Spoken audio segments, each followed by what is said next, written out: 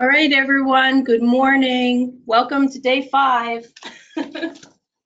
Jim and I are here together in New York, and we have a full agenda, but tried to keep it not too full so that we can actually get to some Q&A today. So the first thing is going over our agenda for today, and as I already mentioned, we are at day 5. Can you believe it? Time's flying. So we're going to go over enrollment, vacancies, recruitment, transfer request, and promotions, training, caseload assignments, and contact information. So the first point we wanted to cover is to, again, express our appreciation. You guys have been amazing. Oh, somebody's... Albany, or can you mute yourselves? I think you might be on not muted. Okay. It was me. Not the first time. All right, you guys are not muted. Okay, thank you. All right, so you guys have been absolutely amazing. As we anticipated, there have been some bumps in the road with equipment, with access to information, with access to buildings that weren't quite ready for us yet, et cetera, et cetera, et cetera. And everyone really rolled with it, did their best, hung in there, and has been really, really great. So thank you so much for all of that. We have received some feedback from individuals and families and agencies, especially agencies, saying that they were impressed with how everyone was rolling with not having equipment. They saw you guys reaching out to families. They saw you using notebooks because you didn't have your Metascat equipment ready or didn't have access to it, and that everyone really kind of stepped up and was still doing what they needed to do despite some of the challenges that you had. So thank you for that. Thank you for having patience and confidence that we're going to make this work, and we're going to work through any of the little bumps in the road or big bumps in the road that we have. Yeah, no, I think that's exactly right. We've had, and keep the feedback coming. Obviously, we've got folks out and about visiting. Obviously, it's important to know how everybody's doing, and so everybody will be making rounds, and you will have visits from various members of Care Design, just checking in on everybody and seeing how you're doing. Obviously, as Ann said, we've had a few glitches. You would expect that when you bring on a workforce of over 800 people. In over 90, I don't know, almost 100 locations. It's probably 100. You know, it's no easy task to pull that off. So, so as Ann said, you know, the keys are to be patient with us. We'll work through these things with you together and do the best you can, and continue to move forward with what we need to do for people. You know, so as Jim said, the leadership, we had mentioned this on Go Live Day Monday as well, that the leadership is visiting all of the sites. All of the care manager, regional directors will be visiting all of their sites in the first 2 weeks, and then all of the leadership from training and benefits and corporate compliance and HR and Jim and I and Megan with care management. We're all getting, Charlie and fiscal, we're all getting out to visit your locations and making sure that someone has been out to all of your locations within the first 2 weeks. We don't want this to be a burden. We are not expecting you to change any of your schedules around. We just kind of want to see with our own eyes that things are going well, that you're settled, that you have what you need. Look at the different work environments that you have and make sure that they're up to a standard that we want you to be working in for Care Design. And then we can prioritize any kind of situations that we need to work on before others in terms of relocations. So again, it's supervisors don't need to be available. Care manager, regional directors don't need to be available. We're just popping in and we'll talk to whomever is there on site. And if there's no one there on site, we may or may We'll not, leave a we'll note. come back. We'll leave a note. So, okay.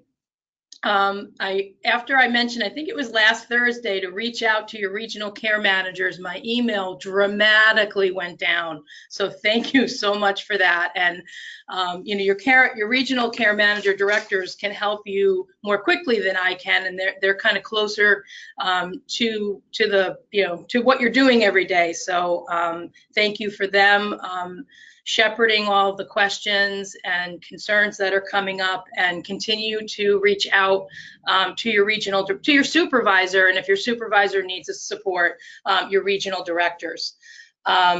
So please let them know if you still need equipment, if you haven't received your care package, you don't have your Chromebook yet, or you don't have your iPhone, or there's a glitch. We've heard that there are at least one site, maybe more, where office supply access is a challenge. So please let us know, or please let the regional directors know, or your supervisors will know.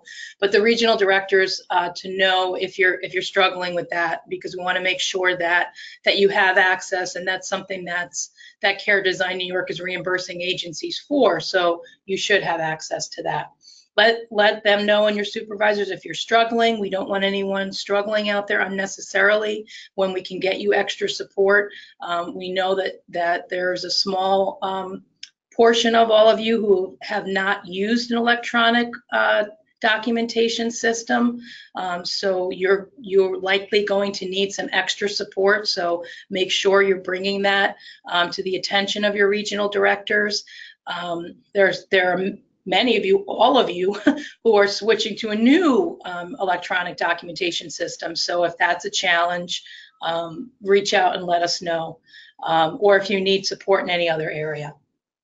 Yeah, for the regional the regional directors that are on, as you come up with issues around things that involve money, make sure you loop in our VP of Finance, you know, Charlie Krajacek, because he's the one making the payments to these organizations. So if we have instances where Ann mentioned where supplies, you're not, all of a sudden the supply cabinets are now locked, so you can't actually access supplies. We need to know that, because we're about to make payments to these very same agencies who may be locking the cabinets. So that's very important that we know that, and Charlie know that as soon as possible, to iron that out, because we're not going to be making payments to agencies who are refusing to let you use the supplies. And that includes copy paper. Of course, you have to have machines in order to copy something, but we're working on that too. But copy paper, and the other piece that was tied into that was postage. The one area that Ann brought up just the other day was shredding. And that's something that I would say is probably not included in what we are giving to the providers. So we'll have to look at that. It doesn't make sense to do something different. We probably should try to access the same, whatever you're doing locally now. So we'll have to make some adjustment for that with the agencies, and we'll let you know when that comes about going forward.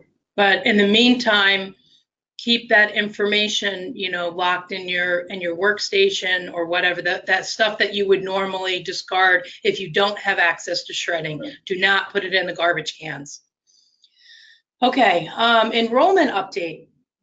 Yeah, so we've got some significant numbers here that Ann has on the PowerPoint here. We're up to almost, and it actually, when you include, this is just to be clear, these are just the individuals who are enrolled through Medicaid. So this does not include caseload that people have for non-Medicaid individuals. So our number is probably, we're approaching 26,000, not quite, but it's very close to that when you include non-Medicaid. And probably the next time we do this report, we'll add those in.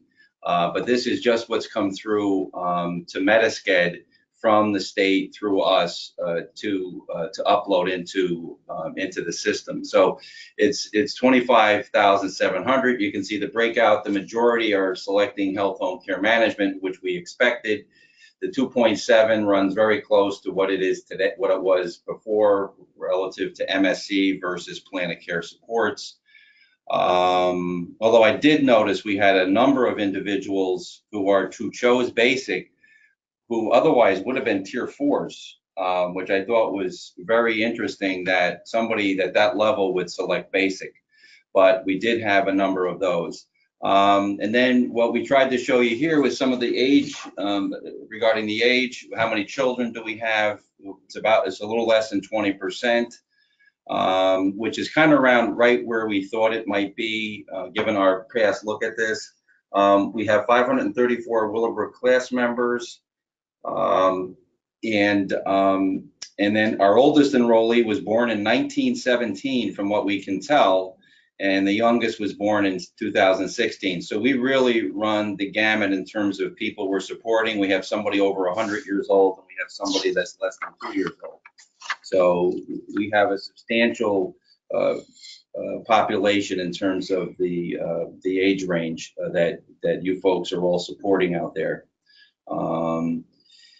Obviously, this is a challenge. There's a lot of people. It's a lot of people to try to line up the care managers with, and Ann will probably cover that a little bit later. So there are two things that we're going to have to concentrate going forward. After we're in the, that get added on to reaching out to families and making sure that everyone is assigned a care manager. All of those things. We have at the end, right before we launched, OPWDD looked at anyone who did not have a selection in choices, the consent was not completed for them, and made a preliminary assignment. So that means if the agency that they had received services from was aligned with whatever CCO they were aligned with, those individuals were preliminarily assigned to that CCO. So what that means for all of us is that those consents still have not been generated. So they're preliminarily and temporarily in our system. So we need to make that a priority for those individuals whose consents were not completed before July 1st, that we get in touch with those individuals and families and get those consents done very quickly. I don't think we have a deadline yet, but I'm sure we will have one soon in terms of how long that preliminary assignment lasts. And remember, if they lose this, they don't have access to services. So this is really, really important. So the regional care managers, the supervisors, and all of the care managers will need to work together to resolve the individuals that were preliminarily assigned. Just one point on that, and we had, I believe it was 923 people that were preliminarily assigned. We do know the former MSC agencies, and they are all affiliated with Care Design, of course, because they did not preliminarily assign anybody to an organization that was not affiliated with one of the CCOs. This is just, so for many of you, you may not have gotten the consents into choices, so you may actually have the paperwork, which is possible. But as Ann's saying, we have to make sure we have it on everybody. So that's important to know. The system was shut down at 9 p.m. on Saturday, the 30th by OPWDD. So if anybody was trying to enter information into choices after 9 p.m. on Saturday the 30th, it did not take, or actually the site was shut down. You couldn't even enter information at that point. So I'm hoping that many of you actually already have the consents, maybe just didn't get the information into choices. But as Ann said, this is a priority to make sure that we get this done. The other issue is outdated DDPs. There are a number of individuals who had DDPs that were more than 20 months, that had not had a DDP done in more than 20 months. So they have, OPWDD has made an adjustment to make sure those individuals are in the appropriate tier based on their last DDP. But this is only a temporary window of time as well. So we will get a listing of the individuals whose DDPs are outdated, and then it will be a priority for the care managers to complete those or to work with the team to complete those DDPs so that they are entered and the tier level remains the appropriate tier level. These are both for individuals who live at home or live on their own, and individuals who live in residential settings.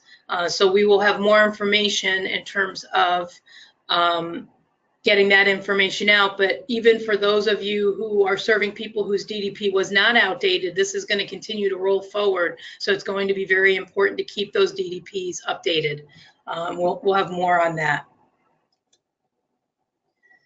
Employee benefits and compensation. You all should have received an email about 401k enrollment. I think that list went out to everyone, but if for some reason you did not receive that information, send an email to Lisa Reese. Please make sure you check your Care Design New York email box before you send that, because we don't want unnecessary calls. And if we've missed anyone, it should be a very small number, because Lisa worked with IT to make sure that that announcement went out to each and every employee of Care Design. We're still working on bilingual compensation. We hope to have that information in and loaded into payroll. If we don't get that loaded into payroll for this pay period, it'll be retroactive, so don't worry about that. But we're doing everything that we can to make sure we identify which care managers and supervisors should get credit for this skill and make sure that is in your compensation. Increases in hours and promotions, you know, that we're working on that, and we're posting for positions. So I think you all should know that, you know, the format in terms of making that request, and you know, it's going to take us some time to do all of that. It has not been our primary focus to increase people's hours.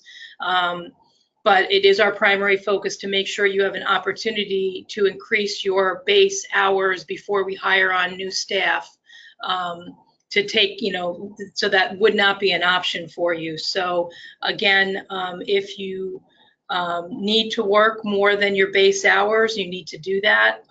You're not limited to what your base hours are, but your caseload needs to be justifying those extra hours. As well as, you know, transfer requests too. I know we were coming up with a form for increasing hours, for asking for transfers, and I'm not sure if that's been launched yet, but it'll be launched very quickly if it isn't, and we'll have a process in place for that. Lisa from Albany, do you want to add anything for employee benefits or compensation? Hi, Ann. Hi, everyone. Good morning. I think the only other thing that we're trying to get through is the I-9 process. So I think there was an original plan for everyone to upload their identification documents into Paycom. We are not doing that. We are asking you to give those documents to your supervisor. They do need to be the original documents, not copies. Please do that. Your supervisors are making copies of the front and back of those documents, and then they are sending them to the Human Resources mailbox at Care Design. So that is really a critical issue that needs to be dealt with this week. We are really needing to make sure that all those documents, and some people don't have the 2 forms of ID, they need to track down the second ID. We can't not have this a partially completed project. And then, where's Holly? Holly, anything else to add to that? That's a big part. Yeah, logging into Paycom, right? I almost lost my train of thought. So we have about pretty close to 100 people who have never logged into Paycom. So that means their timesheets don't have anything in them. They haven't done any onboarding. They have no idea how to clock in and out. And this is a problem because while we know that there are some people that are on a leave of absence right now. We know we don't have 100. So please, if anyone, they should go into their Care Design email, the invitation, it comes across as the form of a checklist to do that, should be in there. They need to get that done as soon as possible, because if they don't do it this week, they're not going to get a check next week. I don't know how else to put it, but it really needs to get taken care of. Okay, thank you. Welcome. Updates on caseloads. It's work in progress. So many things at Care Design New York are work in progress. We have about 100 plus people that are new to us, that have selected us, that were not from affiliated agencies. So the supervisors will be working on making those assignments. Again, when you have over 800 care managers and you have 100 people, that should not be a tremendous burden on any one care manager, but we're hoping what we will expect, if you don't have enough individuals on your caseload, or if it's not equal with other people are carrying, that you will take on another person or more. And then if we run out of being able to do that, we will hope that people will step up and will meet us to be able to take on an additional person or more, maybe two, to cover while we are onboarding new care managers. We will also look at supervisors to assist with this. So this should be done by the end of the week. We hope it'll be done probably even today.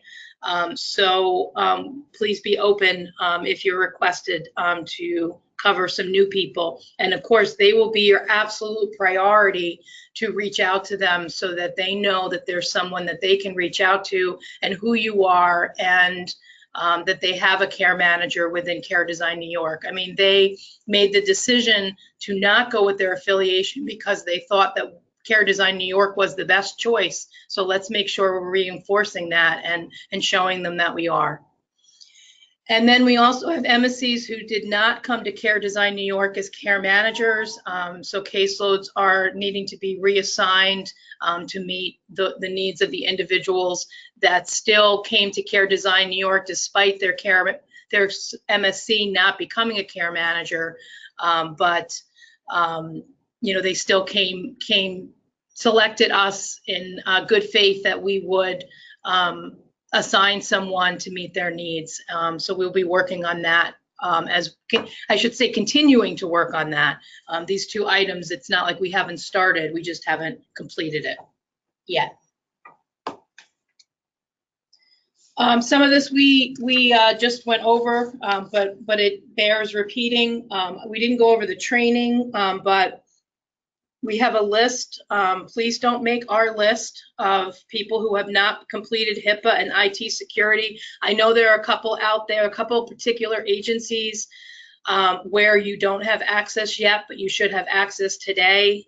So your regional directors are working with you, or your supervisors, to help you. So I understand that, and we're aware of who you are, although we would have appreciated that you would have completed it before the transition on July 1st, but we're beyond that. So we're going to go with what we have now, and hope that you will have access today, and you'll be able to complete at least the HIPAA and IT security, because by the end of the week, if people aren't in compliance, it's going to put your continued work in jeopardy with us, because we cannot have you be out of compliance with these two areas.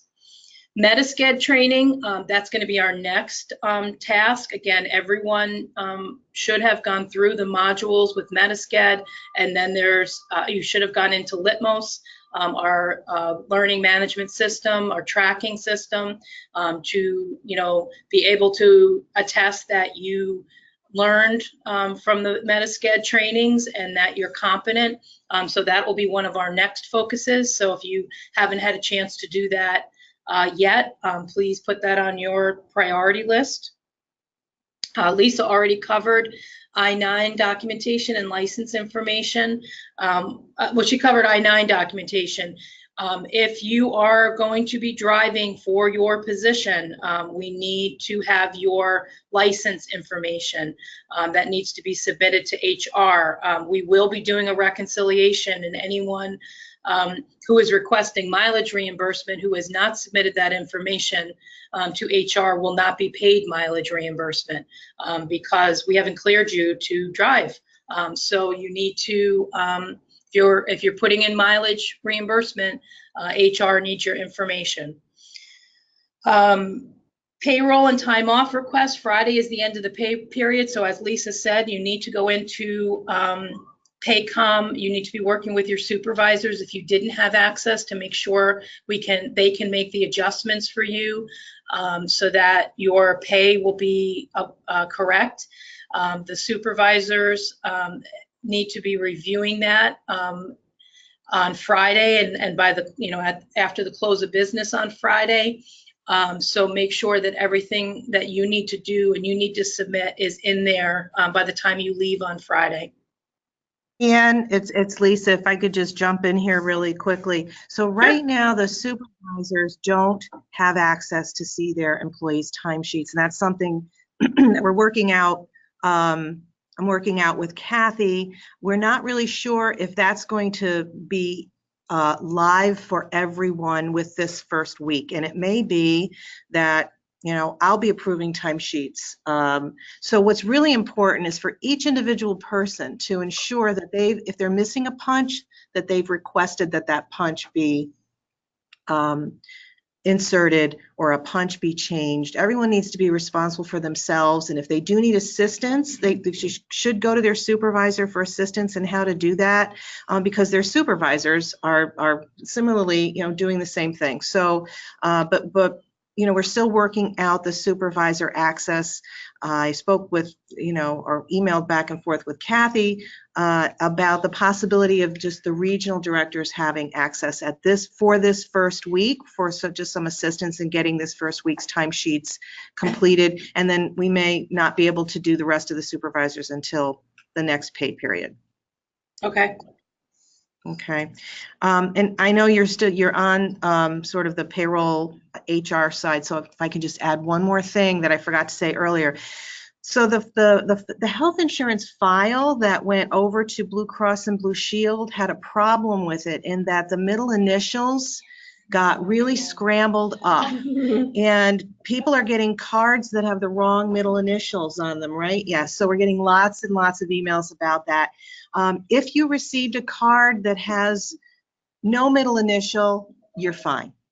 Even if you have a middle initial and you got a card with no middle initial, nothing will change. If you received a card with a middle initial, it is probably wrong and you'll get a new one. So Blue Cross is working on that. It will take a couple weeks. Please be patient. It's not that the card can't be used. We know it's wrong and they're working on getting those out. So just want to put that out there to everyone because we have gotten a lot of inquiries about it. All right. Thank you, Lisa. Thanks, Ann. This is not related to payroll or HR, but I thought about it at the same time. And again, not a priority at all. But when Metascad did the upload for employees, they required a middle initial. So they put X in for everyone, or at least that was my understanding. So when you log into Metascad, if you see your middle initial is X, that was a filler, you can change that and put your correct middle initial in. But again, not the biggest priority right now. We'll clean that up later. The other thing is I think they had to have a gender of the care manager. Why? I have no idea, but they did. So I think it all defaulted to female. Apologies to all the males out there, but you are in the minority. So for the males, you will need to change your gender when you have a chance. Again, we're not using that for anything at this point, but I just didn't want people to be surprised when they go in there or worried or think it was something, what we don't know that you're male, female, or whatever. So anyway, okay. And then again, just the reiteration, in this first week and into next week, your first priority is outreach to individuals, verifying and correcting record information. Addresses are going to become even more important in the future, so making sure that the address in the Medi-Sched record is the address that the person resides at, that will become increasingly more important. So please be doing that as you're doing your outreach and your documentation.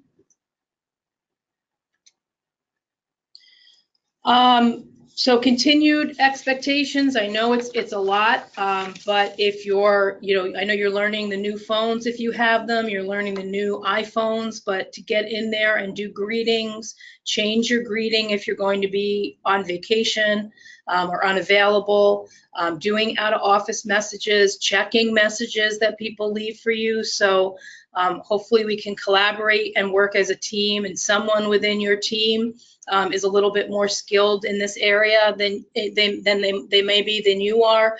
Work together, figure this out collaboratively, so that we have good communication for the individuals and families who might be trying to reach us.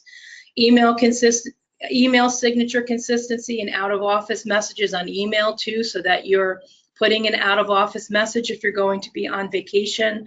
That the email consistency, I think you've received enough emails from me and Lisa Reese to probably paper your wall and your location. You can kind of see what the convention is and copy that within your own signature lines, with your name, contact information, your position within Care Design. Please don't stray from your assigned position in Care Design unless you have permission to do so. We've seen some liberties that are taken with people putting in their titles. So make sure your title is your actual Care Design New York employee title. Please do that. And I already covered going to your regional directors. Lisa, covered this, but as you are getting access to your electronic equipment, make sure you're clocking in and out each day. Remember, there's a half an hour lunch period. I hope that nobody asked the question on the question and answer portion, can you take it at the end of your day? Because somebody asked that this week. No, you cannot take your lunch hour at the end of the day and leave early. Lunch hour is in the middle of the day, and it's a DOL requirement. So you need to be logging in and out for that. So please do that. And it is unpaid. I know many of you had paid lunches in the past, but the whole structure is all different with us. So hopefully you had other advantages now in your employment at Care Design that you didn't have before. Host agency, early closures, different holidays, snow days, all of that, just a reiteration, because I'm not sure the last time we covered if everyone was listening on board.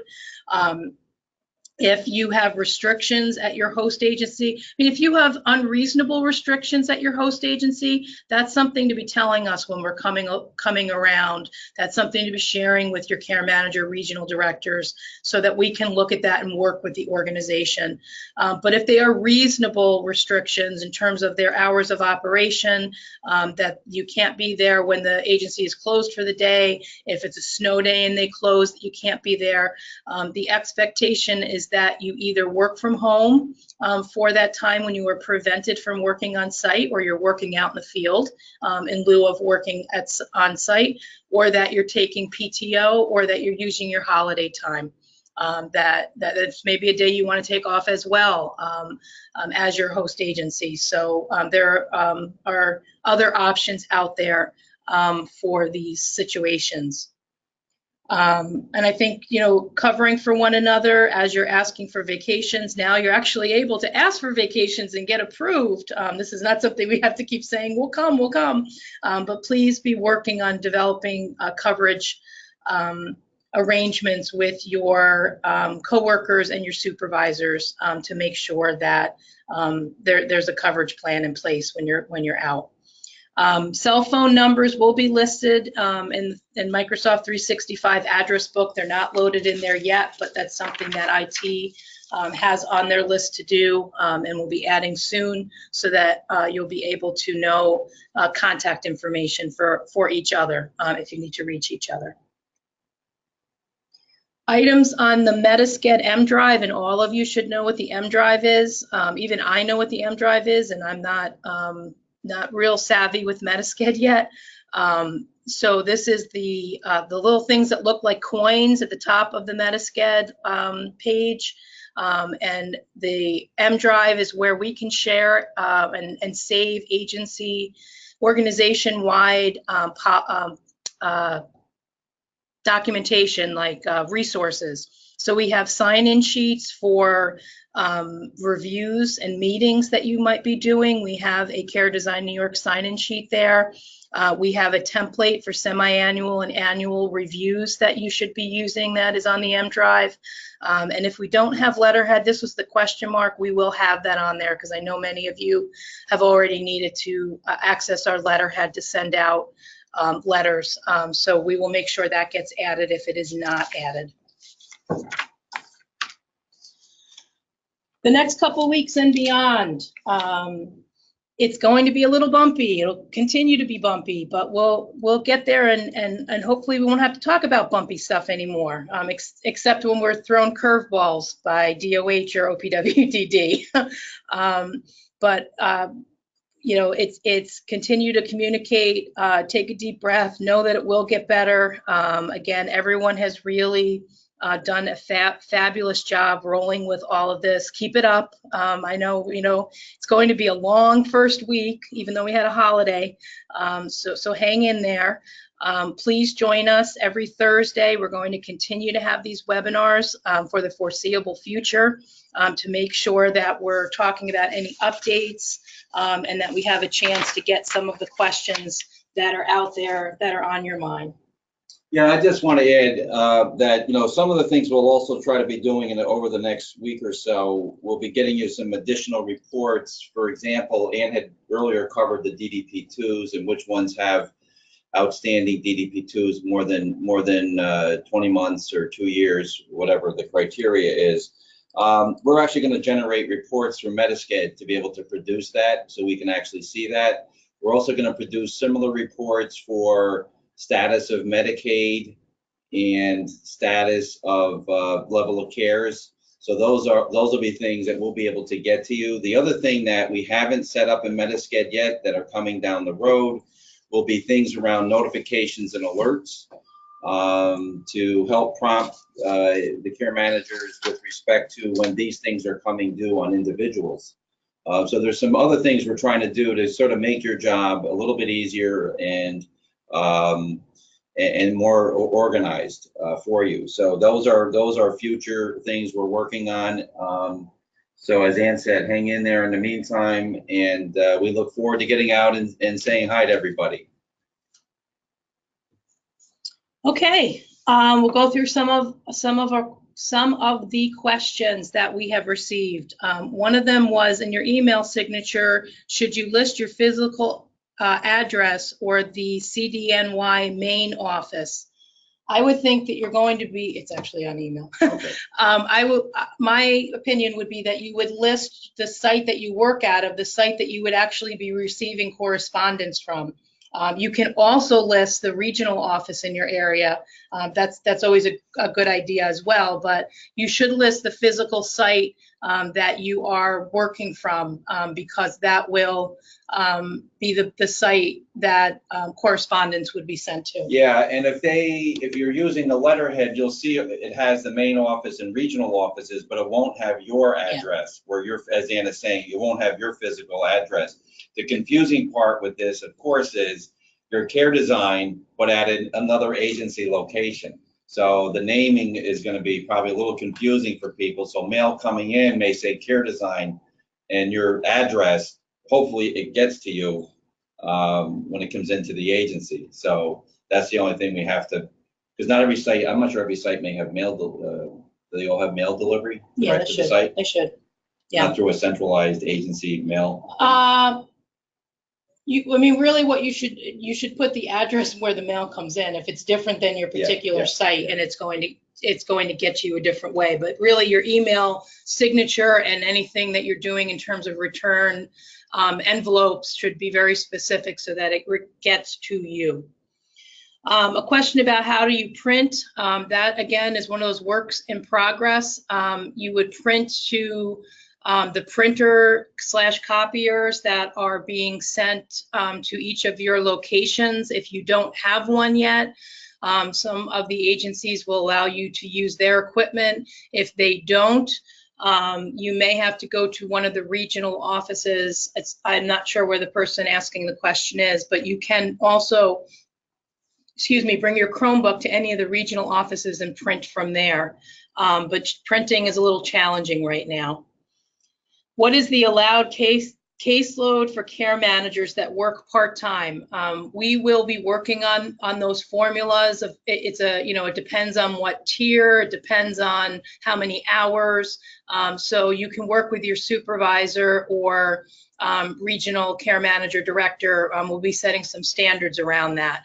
I mean, you don't have to be worried about being out of compliance because there is no except for Willowbrook and within the next 90 days, tier 4 individuals, there are limits, but there are not limits for other caseloads from a regulatory point of view, but obviously from a quality point of view and from a Care Design New York standard, we will be reducing those caseloads where needed and making sure that they are reasonable. And so that would be full-time and part-time, the same answer.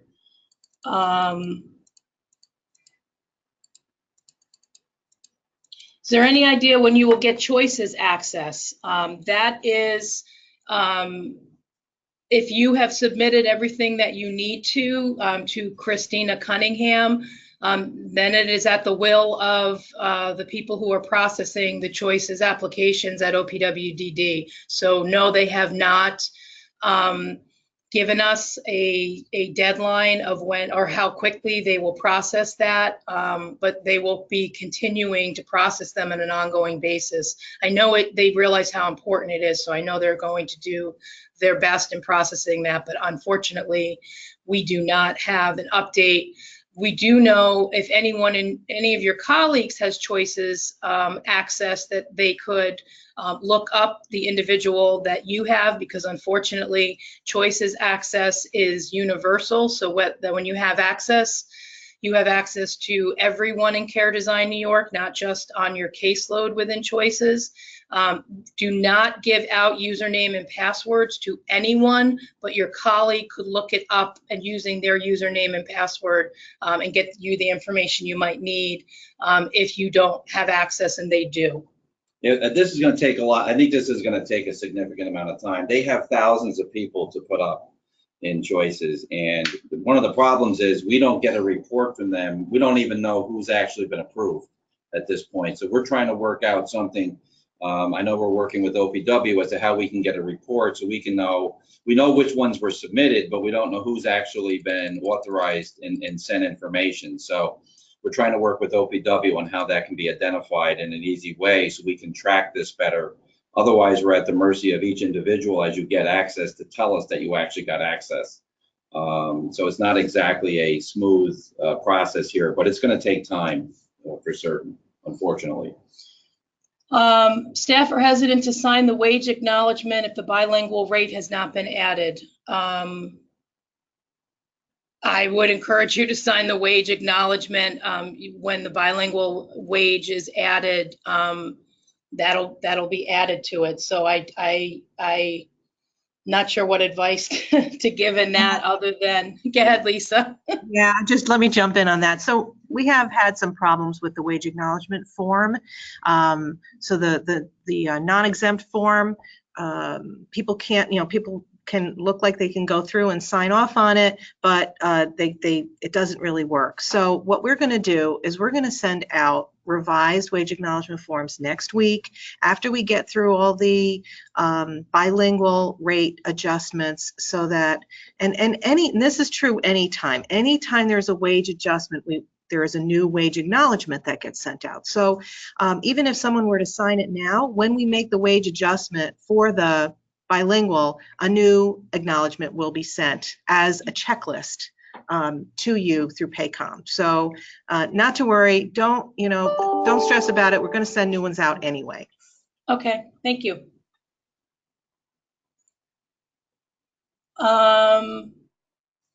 Can I purchase a mouse for my Chromebook and a screen protector for my iPhone and request reimbursement from CDNY?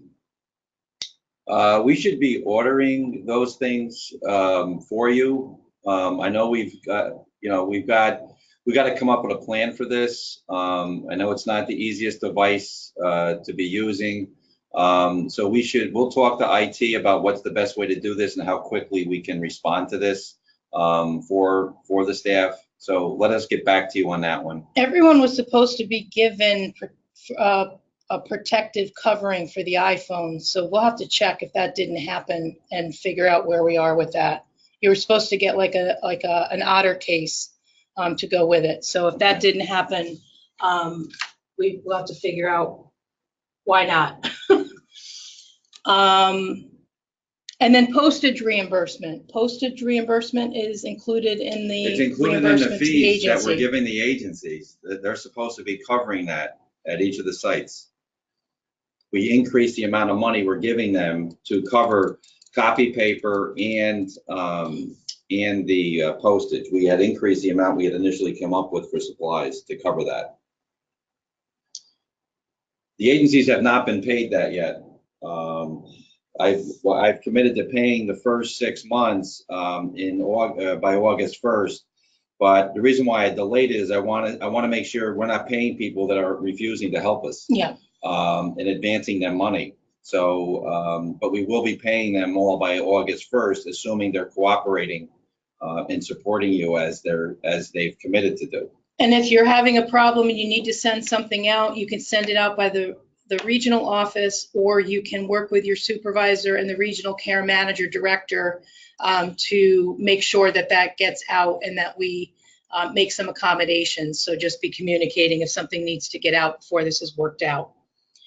We don't have Wi-Fi access and we cannot sign into Paycom. Well, you should be able to if you have your phones, because they all have a hotspot. So you can do Paycom on your phone, or you can hotspot it into your Chromebook. So hopefully that'll be a workaround, but each of your sites should be up and running with Wi-Fi shortly. And again, if you're not and you're not sure where that stands, reach out to your supervisor and they will reach out to the regional directors if they don't know.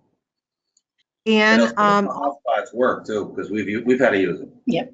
Gad, who's it's Lisa. Just wanted to add that we were testing the Paycom app last week with IT. I had a few people from here at Southwoods test it on their phone. IT pushed it out onto their phone. I did hear back from one person so far that it worked nicely. So we may push the Paycom app out to everyone's iPhones.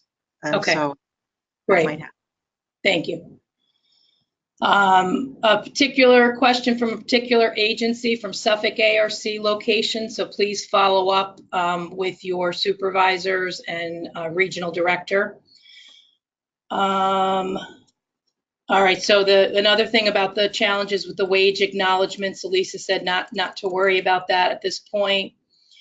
Has an after-hours emergency system been decided? Yes, I did send it out, but again, maybe it didn't reach everyone the way that Lisa's reached everyone. On the bottom of our website, you will see the information about our after-hours on-call system. That has been up and running and operational since Sunday.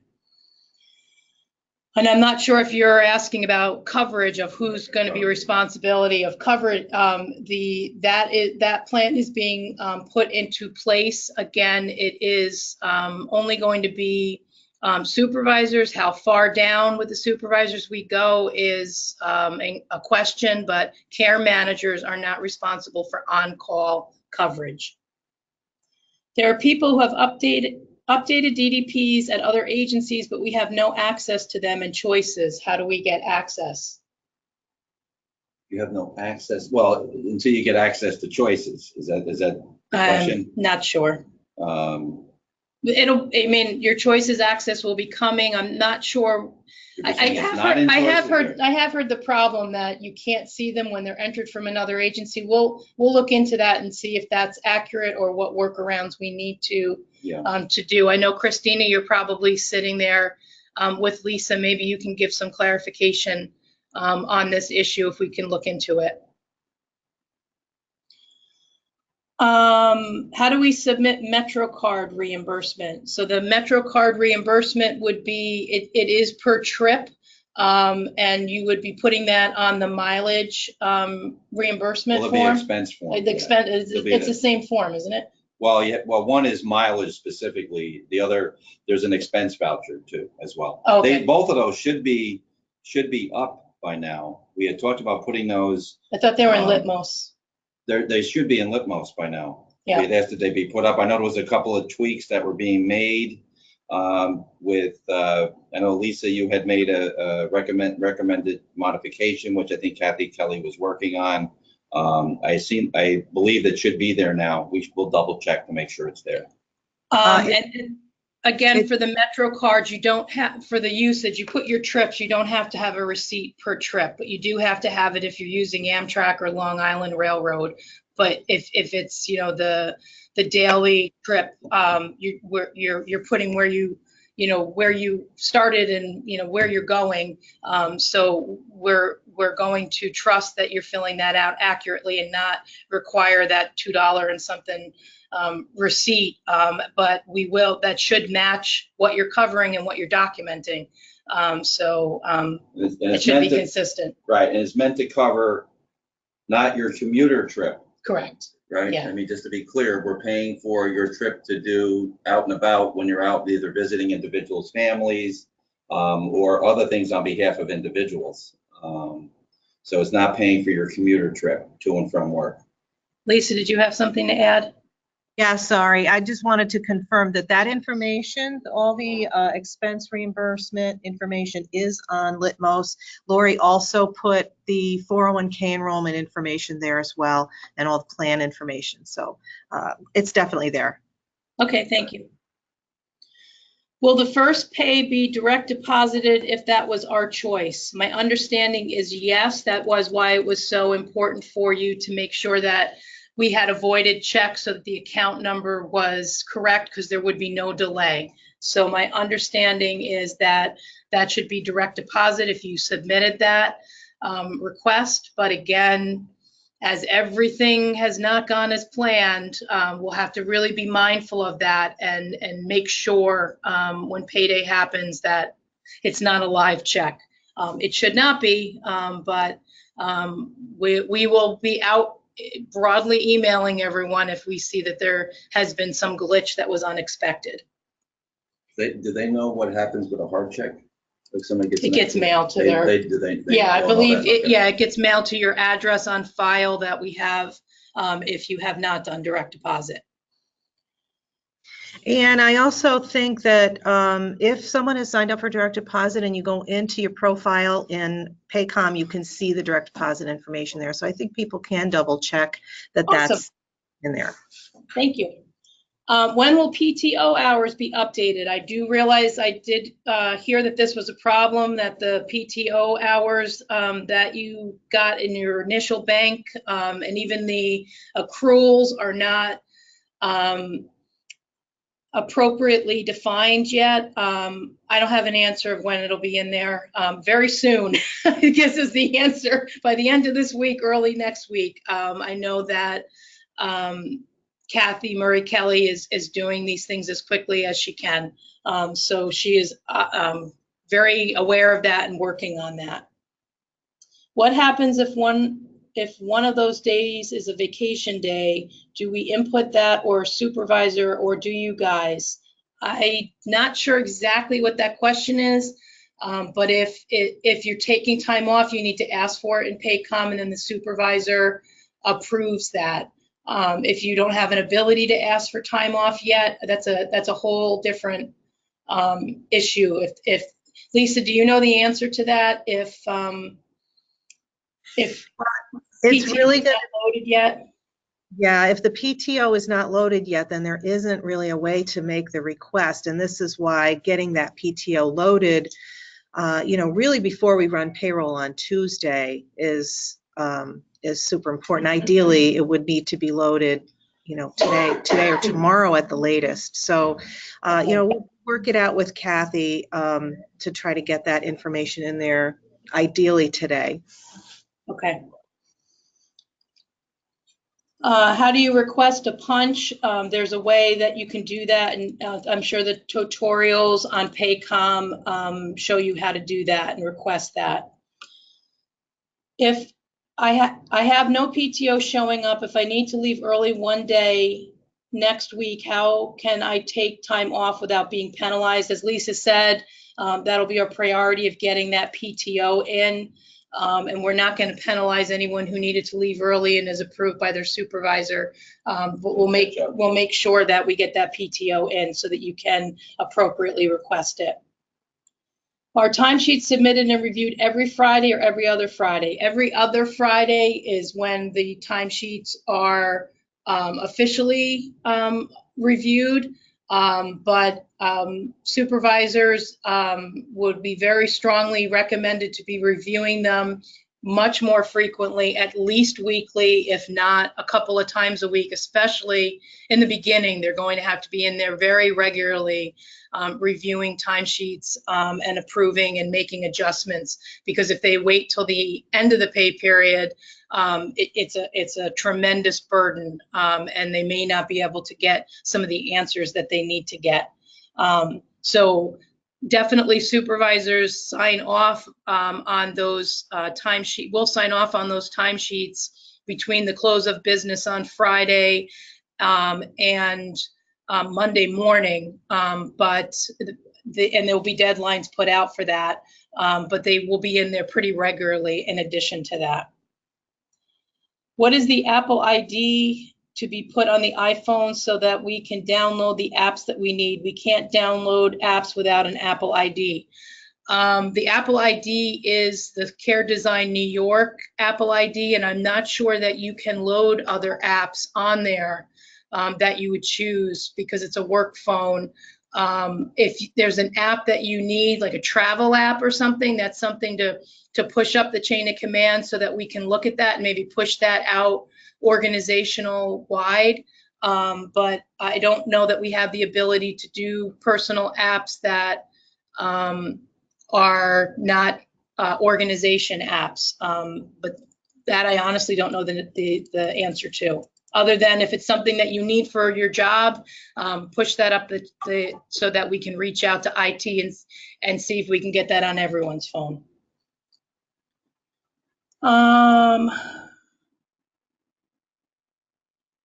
If you do not have a supervisor that you're reporting to, we've been told to report our time and someone will put it into Paycom.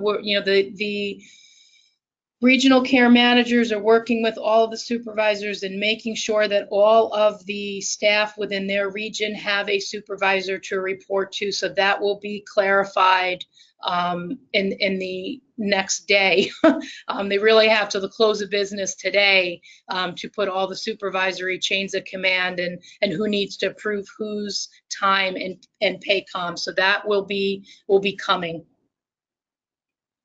I have no caseload on Metascad. What can I do to fix it? Unfortunately, if you're a care manager, there's nothing you can do to fix it right now. But that is, there was a glitch within Metascad that has been corrected, and the supervisors will be able to go in and assign people to your caseload or delete people who are inappropriately assigned. There were some glitches in the uploads. So we should be fixing that within the next day or so, and supervisors will have access to, or do have access to do that now, but that is very new because and the care manager, regional directors will be giving more guidance to the supervisors later today.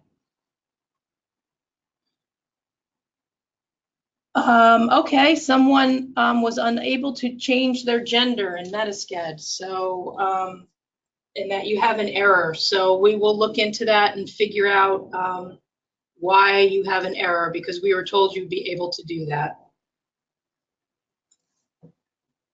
Is there a grace period for punching in and out? If I punch in at 8:25 for 8:30 and I punch out at 5:02, what's going to be recorded? I don't know the answer to that. I do. It's Okay. Lisa. Thanks. So we're following the rounding rules. So the punches do round, and so the first 7 minutes that are within a quarter of an hour, 7 minutes on either side of a quarter of an hour will round to that quarter of an hour, and then 8 minutes rounds up to the next quarter of an hour. So it's very standardized rounding rules to try to keep the the hours clean and easy to understand and read, but it's the 7 minute rounding rule. Does that help? Years. Thank you. Thank you, Lisa. A question of when do we expect the issues with Metascat will be resolved? I think the issues with Metascat are going to be ongoing for quite some time as we discover new challenges or things that might not work exactly the way they're supposed to work. So it's going to be an ongoing process. I mean, hopefully we're fixing the things as we find them, and Metascat's trying to be responsive because this impacts all of the CCOs. The kinds of errors that are happening are not just for care design, it's happening for every CCO. But as Ann's saying, this is going to be a work in progress as we take on new tasks and look at new things. New issues will pop up that'll have to be resolved. So there's going to be an ongoing work with Metascat to get this all right. How much notice do staff need to provide for PTO? I mean, I think that depends. It depends on why you're asking PTO, if you're ill or if your child is ill or if you have a planned vacation. So I don't know that is it outlined in the personnel policy handbook? I can't recall if it is. I think we're kind of using common sense right now, but we're going to have to put some more parameters around, especially like how much PTO can you ask off for? You know, if you ask for 6 weeks off, that's likely something we cannot approve unless it is an extenuating circumstance. So we need to put some parameters around those kinds of things. Lisa, jump in if you have it more clarified in HR. I think that's one of the things that we'll need to give some more guidance and working together with the leadership team to put some standards. Yeah, you're right, Ann. I mean, we do need to develop a policy around this, but I've been fielding this question for several months now, and what I've been saying to everyone is that the same kind of lead time that you've been giving to your supervisors and what has been expected is really what we continue to expect at this point until we put something different in place. And we want to hear from all the supervisors. They will have input as to what works. You know, how much advance notice is appropriate. It's not really a payroll thing. It's more of a notice to your supervisor of the time that you're taking. I would definitely get supervisor approval for any time you're taking where you're buying a ticket to go somewhere. Don't buy the ticket and then ask for the time off. That wouldn't be the right order to do that in. So, just as you said, use your best judgment for giving it as much advance notice as possible, because they are going to have to provide coverage. And if they're not sure whether they can provide coverage or not, then they should go to their director or regional director for some assistance in the difficult decision sometimes in saying, no, I'm sorry, I can't give you that time off. I mean, it would be really unfortunate, but it's possible. So. And we do have to have some standards that go the other way too, so that you know as an employee what the expectation is for supervisors to give you an answer if you have put a request in as well. So we do understand it goes both ways. If we're expecting you to ask time off X number of days in advance, then supervisors need to respond to your request in X number of days. So all of that together we need to develop.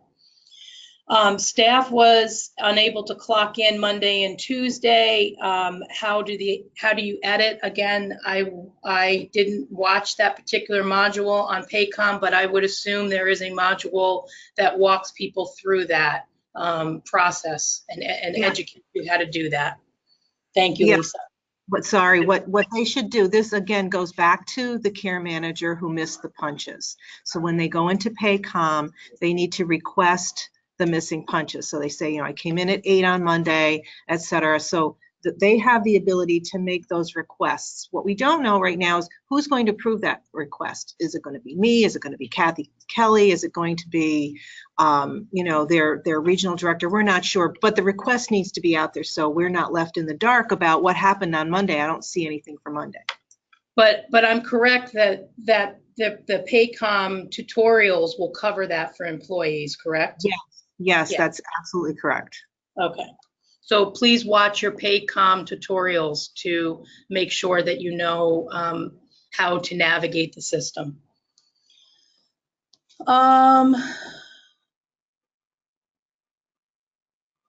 CDNY, have we determined tuition reimbursement? No. We have not yet. We will be working on that.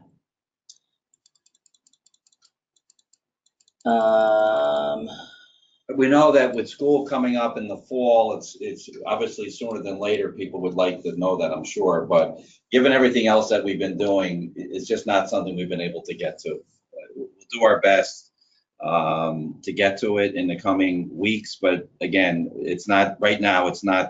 Right now we're worried about just getting it paid. So, you know, we haven't gotten there yet. Will we be providing Metro cards to conduct visits? No, we won't. Logistically, we cannot navigate that. So you will be expected to pay for your trips and then get reimbursed by submitting that, just as people who are using their vehicles need to pay for their gas and then they'll get reimbursed for their mileage. If we can come up with a system in the future to give access to cards that are out there in the field, we will definitely review that and consider that. This is one of those areas that we just could not pull off right now until we have some time to figure out if we have the ability to do this equitably and fairly across the system.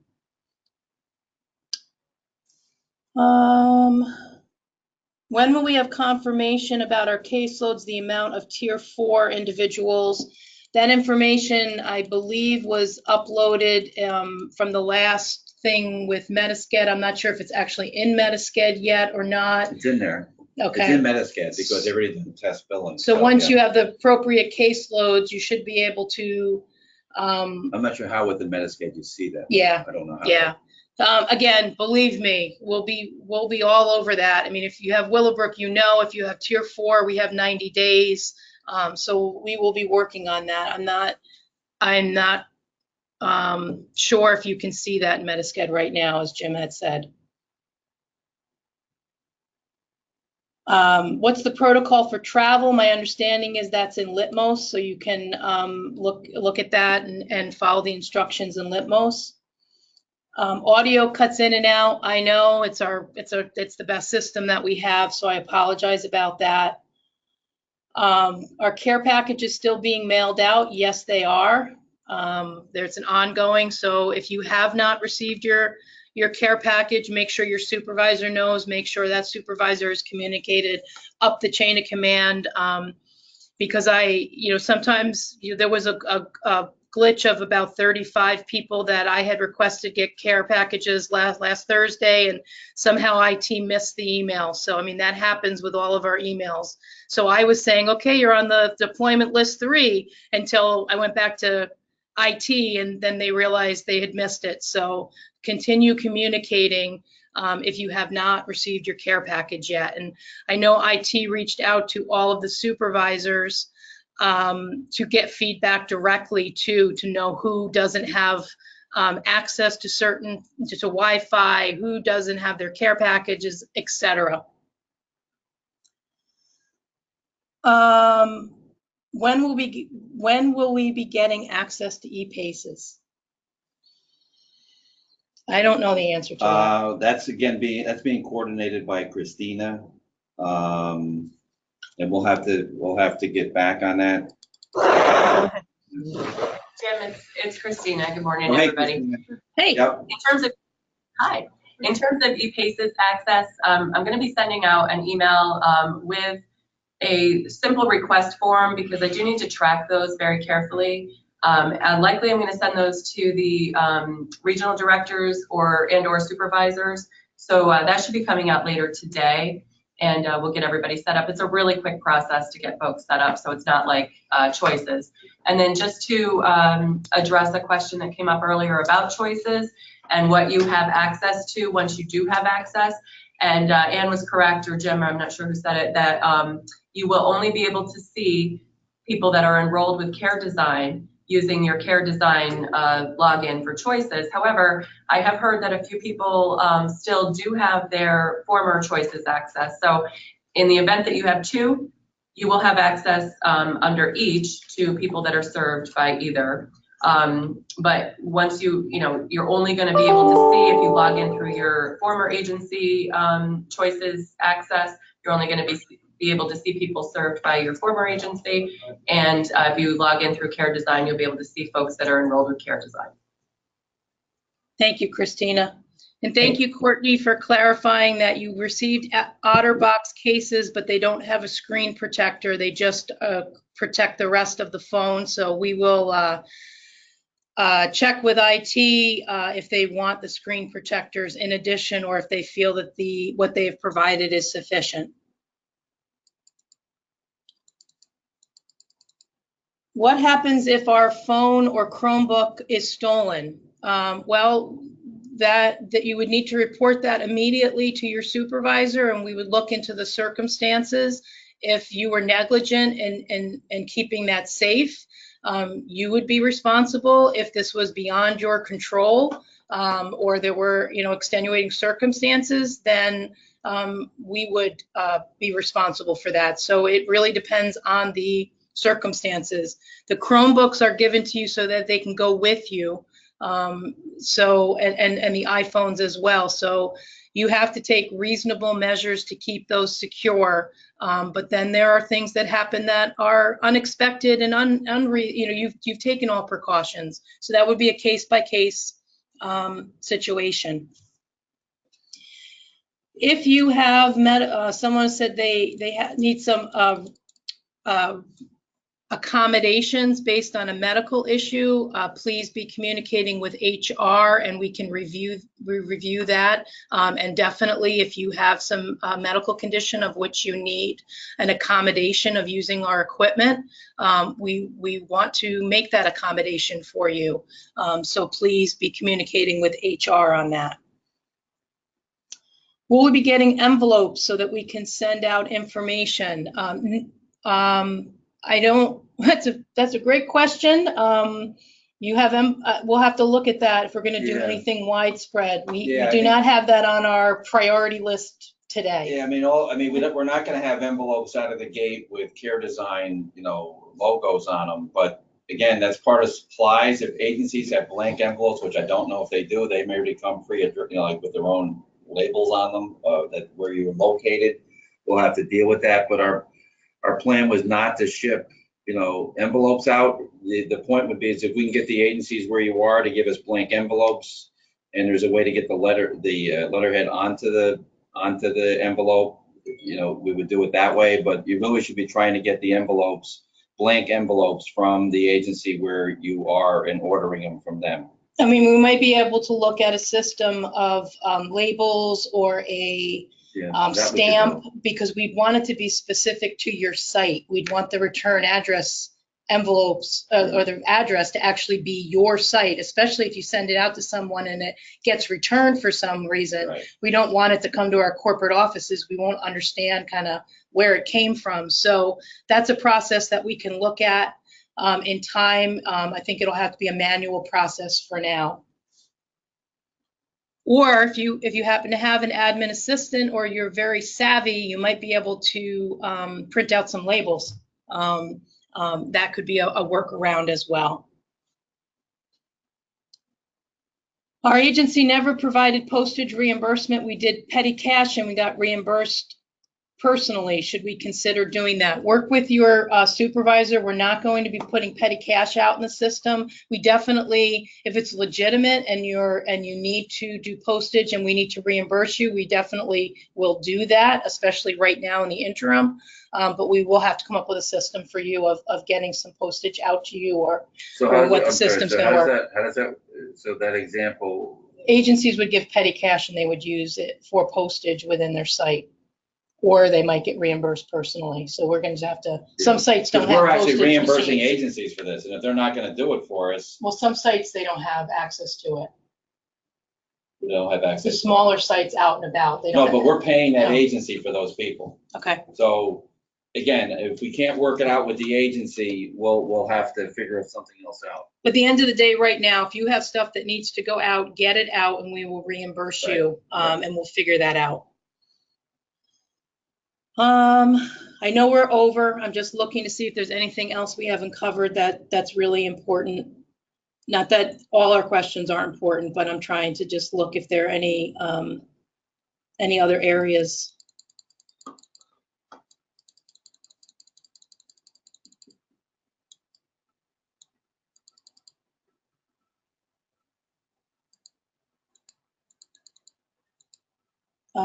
We usually take our mail at our site. It's not practical to go to the regional offices, yes, and we want you to be mailing stuff from your site and getting stuff back to your site. You don't have to go to the regional office to do that. I was just offering that as an option, as a workaround right now, in case you don't have the ability to send something out.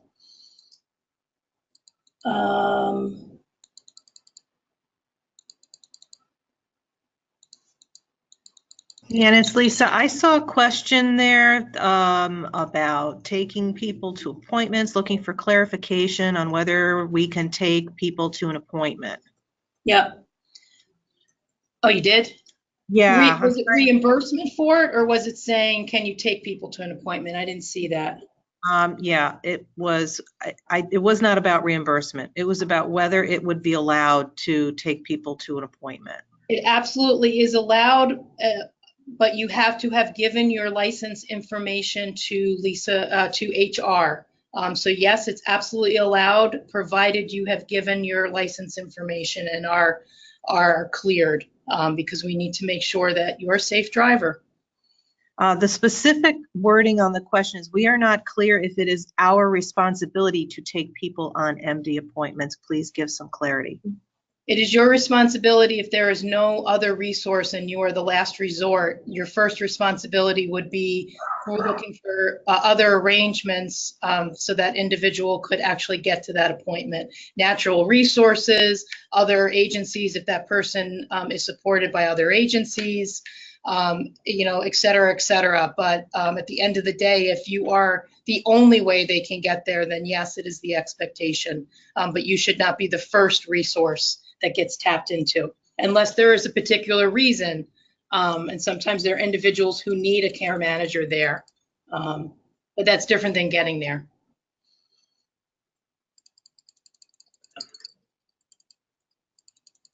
And again, I think there was a question too about if you had to deal with someone's emergency needs and you didn't have time to use public transportation and you took a taxi because it was more direct, would you be reimbursed? And you would be reimbursed if there was appropriate justification. And that would be determined by the justification that you provided and by your supervisor approving that. I guess that's one of those things that, yes, there are appropriate justifications, but if weekly there's a pattern, then we look at that. But again, what is reasonably necessary to meet the needs of an individual, that would be reimbursed if it was an emergency circumstance. You cannot download or edit the travel expense Excel spreadsheet from Litmos. Okay, so that's a really good point. So we will make sure we get that up. Well, on the mileage, it's the formulas are locked, so you cannot change the rate. Yeah, but they can't download it or print it out. I don't know why that. Okay. I'm not Okay. sure why that would be. Yeah, so we'll look into that. If that is in fact the case, then we'll figure out a way of getting that Yeah, out. I don't know We why could it's- we could send that out in email too. I don't know why we wouldn't do that as well. And we'll figure out a place to post it so that it is accessible to everyone so that you can actually download it. My direct deposit still has not been submitted. Who can I send it to? I don't know. There were instructions that were sent out. Check your email. You would send it to the person. I think it was Kathy. But I don't want to say that for sure. Whatever was in your email. Again, will that be processed in time for your first paycheck? If it's happening now, I'm not sure, but you'd have to continue to monitor that. And I think there is no tutorial explaining how to change our time. Can that be resent in an email? Okay, so we will look into that and see if there is a tutorial or not. And if there is not, we'll send some information out. And just for clarification on direct deposit, that was an email that was sent from Kathy Murray Kelly. Those forms should be sent back to her, but not as a reply all, because it was sent out from a group email last week. Clarification about there's a no checking out for lunch and checking in back from lunch break. It isn't specific. It would be clocking out and then clocking back in. There's nothing specific around lunch break per se. I think that's all we can get to, because I know that you guys have a lot to do, and we have other priorities as well. We'll look and see if there are any other questions that we need to answer, and we'll get that information out to you. And again, I thank everyone for tuning in. Supervisors who are tuning in, please make sure your staff are tuning in on Thursdays to these webinars, and if they are not, that they are catching up with them on the website. It usually takes 24 to 48 hours for us to get that information up on the website, but it is a responsibility for each and every care manager and supervisor to make sure they are aware of listening to these webinars every Thursday or catching up if they have missed them. So thank you very much, everyone, and we'll get more information out to you, and we'll be seeing you when we're out and about at the sites.